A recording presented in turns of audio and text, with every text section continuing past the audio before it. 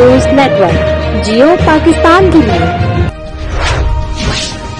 हाफिजाबाद में डाकू राज कायम। हाफिजाबाद में एक ही दिन में डकैती की 5 वारदातें। अहले इलाका ज़हनी अजियत में मुब्तला। अवाम का आरपीओ गुजरांवाला और डीपी हाफिजाबाद से फौरन नोटिस लेने का मुतालबा। मज़ीद तफसीलात जानते हैं शहजाद खरल की इस रिपोर्ट में। जी शहजाद, आगाह कीजिएगा। जी बिल्कुल, हाफिजाबाद और इसके गिरदनवा में एक ही दिन में 5 डकैती की वारदातें हुई। पहली वारदात कड़ियाला पुल पर हुई, जहां 3 मुसल्लह डाकुओं ने उस्मान एडवोकेट को 86,000 कैश और मोबाइल फ़ोन। दूसरी वारदात में डाकुओं ने सुखकी के रिहायशी खाद के ताजर आमर को 4,75,000। तीसरी वारदात में हाफिजाबाद सरगोदा रोड पर वाक़या नवाज एंड को जलालपुर भटियां पर डाकुओं ने 2 लाख रुपए।